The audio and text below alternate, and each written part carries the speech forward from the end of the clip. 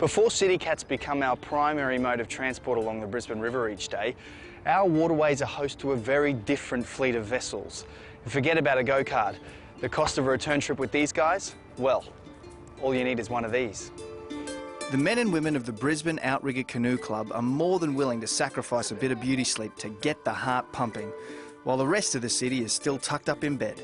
So Russ, you have to be a morning person to enjoy this. You do learn to eventually after a while, but as you can see today, it's a lovely day and it's not too cold. Russ Johnson is the club president. They've been based here in Bulimba for more than 20 years and have a proud history of bringing novices just like me into the sport.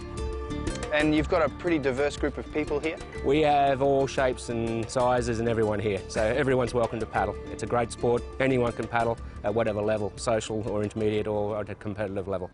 I've joined Kenny Gittins and his crew for one of their regular midweek training runs. And training begins with terminology, which ties back to the Polynesian origins of the sport. Go, push. The paddle is actually called a hoe or a blade. The canoe is a var. Hup, push, push. Push, push. Huck is the call for paddlers to change sides after the next stroke. And a hoolie, well, that's a capsized canoe. But hopefully we won't be needing that one today. Kenny started out paddling because of a bung knee that prevents him from taking part in impact sports. What he found in outrigging was a welcoming community and a great way to keep fit.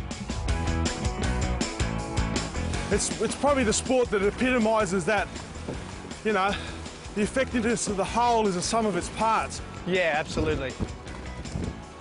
Yeah, you can really tell that everyone's got their role and there's an importance in every role. Though on the surface it might look fairly straightforward, there's actually quite a lot to mastering the technique and plenty of tactics at play. We number the members from 1 to 6, so number 1 is the person at the front of the boat.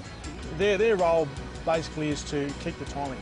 Number 2 needs to be able to sync really well with 1. You and I in the middle are called the engine room, so typically you're a stronger, maybe a little bit larger paddler in the middle. 5 is the same, but 5 has a task to help the 6, who's the steerer, out as well. So okay. We've all got our role, and 6 obviously is the steerer. They're the captain of the boat. You and I have obviously been typecast in the engine room here. Of course. Look at your guns. See, as soon as we saw you, we're whack. Put him in the middle. Put him in the engine room. And with the engines well and truly warmed up, it's not hard to turn the run home into a bit of friendly competition. Go! After all, as the story goes, the first ever outrigger race was staged on the day that the second canoe was built. Got him. Push.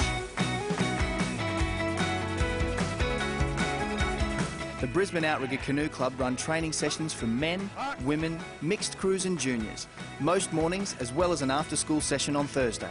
Come on, nothing left, Luke, nothing left, push. Suck it in, push, push. Here we go. We got him. And they've scheduled a couple of come and try days over the next month for those keen to give it a go. There we go. Racing's different to having a little casual paddle. That's fun though. That's a lot of fun. I got nothing else.